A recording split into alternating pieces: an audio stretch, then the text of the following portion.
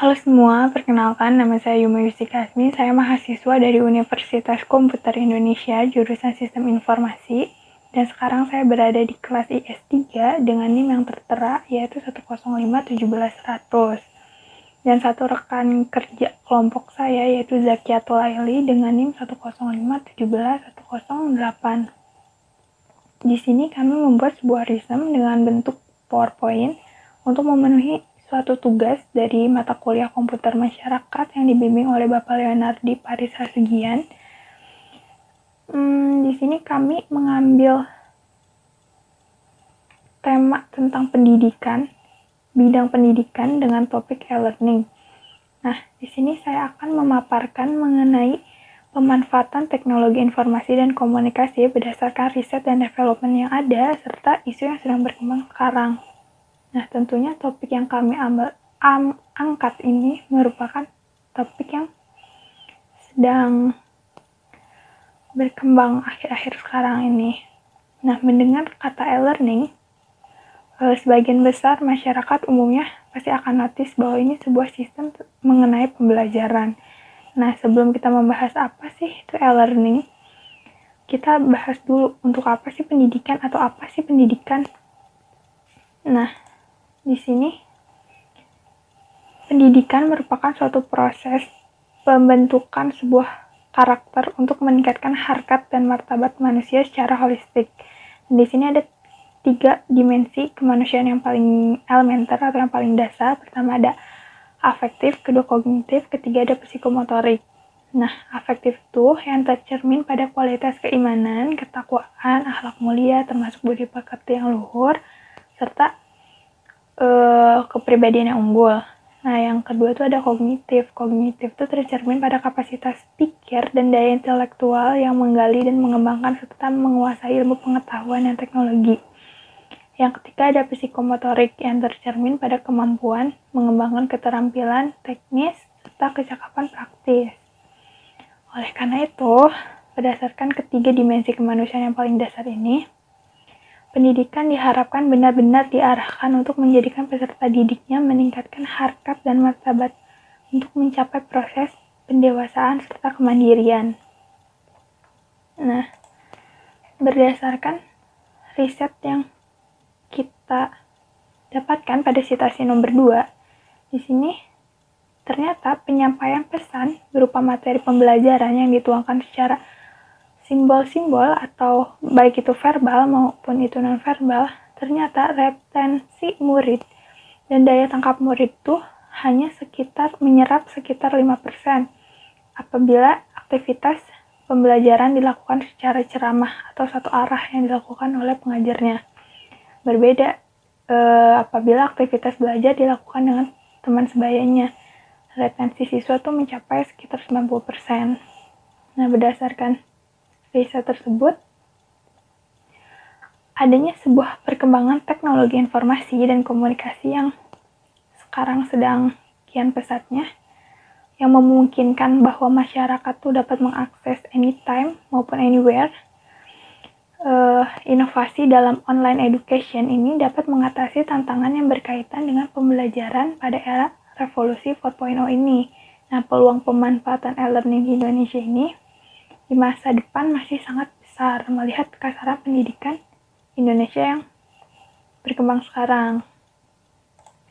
Nah, cepatnya perkembangan teknologi informasi dan komunikasi atau Information and Communication Technology atau ICT memungkinkan adanya penggunaan media elektronik komputer dalam penyebaran informasi. Nah, di dalam bidang pendidikan, perkembangan ICT itu memicu munculnya atau berkembangnya e-learning. E-learning atau electronic learning adalah konsep dari proses pembelajaran yang menggunakan ICT, khususnya menggunakan media yang berbasis internet. Di sini, nah, pada sekarang dunia sedang mendapatkan kabar duka bahwa ternyata virus corona tuh menjadi pandemik di berbagai wilayah di belahan dunia ini. Nah, apa sih hubungan virus corona dengan e-learning yang sekarang kita bahas? Nah, pada pandemi virus corona pun e-learning itu dapat menjadi solusi belajar mengajar di tengah mewabahnya virus corona. Nah, virus corona ini menyebabkan berbagai masalah. Nah, salah satu pemecahan masalah yang ditimbulkan oleh virus corona itu yaitu dengan e-learning dalam konsep pembelajaran tentunya. Nah, di Indonesia nih kasus corona tuh pertama ditemukan di Jawa Barat pada awal bulan Maret 2020. Nah, virusnya itu mendadak menjadi teror mengerikan bagi masyarakat dunia karena tuh merenggut ratusan nyawa hanya dalam 2 pekan. Nah, karena mewabahnya virus corona ini, akhir-akhir ini membuat pemerintah daerah harus mengambil sikap dong tentunya, yaitu salah satunya meliburkan sekolah untuk mencegah penularan virus corona yang terjadi di lingkungan sekolah. Nah, tidak sedikit pula dari instansi atau pendidikan yang memberlakukan e-learning ini atau kelas online untuk melakukan proses belajar mengajar jarak jauh. Jadi walaupun kelas diliburkan, tapi proses belajar mengajar masih tetap dilakukan. Nah, merebaknya virus corona itu, e-learning dapat menjadi pilihan untuk belajar di rumah sih udah pastinya. Nah, berdasarkan resume yang kita buat, kita mengambil beberapa rumusan masalah. Yang pertama tuh, bagaimana sih pemanfaatan teknologi informasi di bidang pendidikan? Yang kedua, bagaimana mengenai konsep, aplikasi, serta strategi pengembangan dari e-learning. Nah, tujuan kita untuk membuat resume ini tuh agar mendapatkan informasi mengenai aktivitas dan pemanfaatan teknologi informasi berdasarkan riset dan development yang ada di isu yang sedang berkembang sekarang. Nah, selain itu, pastinya tujuan dari pembuatan resume ini yaitu untuk memenuhi tugas dari mata kuliah komputer masyarakat pada semester 6 sekarang. Nah, diharapkan resume ini dapat bermanfaat untuk mengetahui aktivitas dan pemanfaatan dari teknologi informasi di dunia pendidikan. Nah, lanjut di sini pembahasan mengenai konsep e-learning tersendiri gitu. Nah, konsep e-learning adalah penyedia kelas baru setara dengan kelas konvensional di lembaga pendidikan yang selama ini ada. Nah, namun sistem e-learning ini diadaptasi dari sistem yang ada di lembaga pendidikan konvensional ke sebuah sistem digital melalui internet. Ini salah satunya. Contoh yang paling nyata yaitu proses belajar mengajar. Seorang pengajar akan memberikan materinya kepada siswa yang ada di namun diberikannya tuh untuk berbagai tempat yang ada gitu, asalkan dapat menghubungkan dengan internet. Nah, ini gambar 1, ini contoh dari sistem e-learning Cisco Networking Academy. Nah, ini merupakan e-learning yang diimplementasikan oleh perusahaan Cisco System untuk Cisco Networking Academy Program atau CNAP. Ini merupakan contoh dari sistem e-learning yang cukup berhasil karena di mana telah digunakan oleh seluruh level akademi CNAP, baik itu CACT atau Cisco Academy Training Center, Regional Academy maupun Local Academy. Nah, lanjut. Di sini ada perkembangan e-learning dari masa ke masa. Nah, pertama e-learning itu ada pada tahun 1990 yang bernama CBT atau Computer Based Training. Nah, ini tuh CBT itu masih dalam bentuk kemasan CD-ROM. Isinya berupa materi dalam bentuk tulisan maupun multimedia gitu, baik video maupun audio. Nah, pada tahun 1994, seiring dengan mulanya diterima CBT oleh masyarakat, maka sejak tahun 1994 muncullah CBT dalam bentuk paketan-paketan yang lebih menarik dan diproduksinya secara massal. Lalu pada tahun 1997 muncul LMS atau Learning Management System. LMS ini seiring dengan perkembangan teknologi internet di dunia, masyarakat dunia kan mulai terkoneksi dengan internet. Nah, perkembangan LMS yang semakin pesat membuat pemikiran baru untuk mengatasi antara LMS yang ada dengan suatu standar. Nah, pada tahun 1999, aplikasi e-learning berbasis web, munculnya aplikasi e-learning berbasis web. Nah, aplikasi ini tuh pengembangan dari LMS menuju aplikasi e-learning yang berbasis web secara total gitu.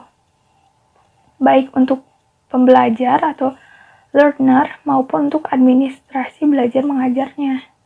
Tuh, jadi LMS ini mulai menggabungkan dengan situs-situs portal.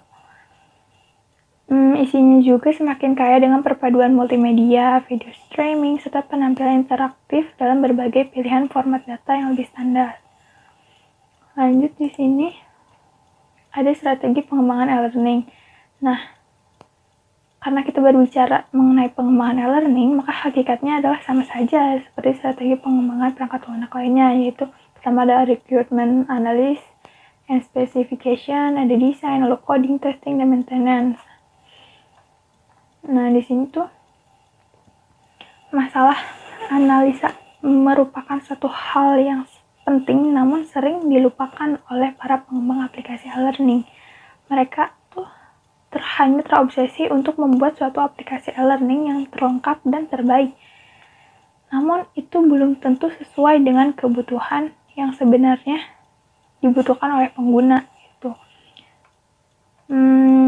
Hasil dari proses analisis kebutuhan pengguna diterjemahkan sebagai fitur-fitur yang sebaiknya masuk ke dalam sistem e-learning yang dikembangkan.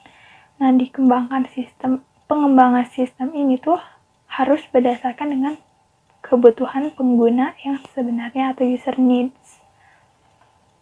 Nah, lanjut, itu merupakan konsep dari e-learning tersebut. Nah, di sini ada contoh aplikasi, ada ini keuntungan dari e-learning. Keuntungan itu ada biaya. Ya sudah jelas organisasi dan perusahaan atau pendidikan itu dapat menghemat biaya karena tidak perlu mengeluarkan peralatan kelas seperti pentulis, proyektor, dan lainnya.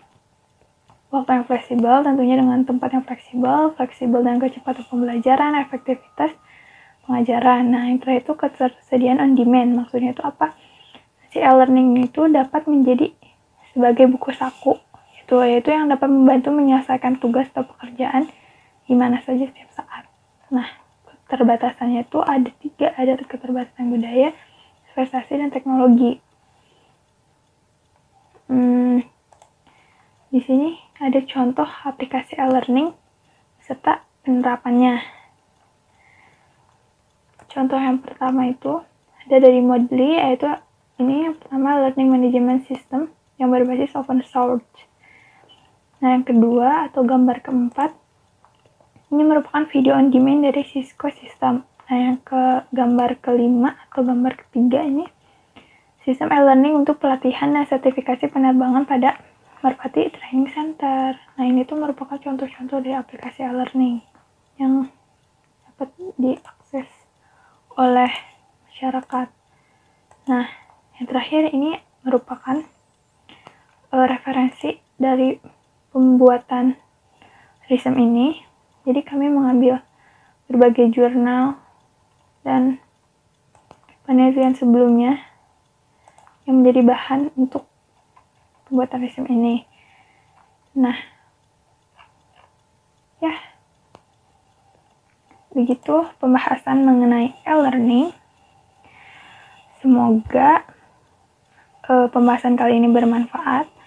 Terima kasih dan mohon maaf atas segala kekurangan serta kesalahan yang telah saya sebutkan atau saya lakukan. Semoga apa yang saya sampaikan ini dapat bermanfaat sedikit atau banyaknya. Terima kasih. Sekian dari saya. Wassalamualaikum warahmatullahi wabarakatuh.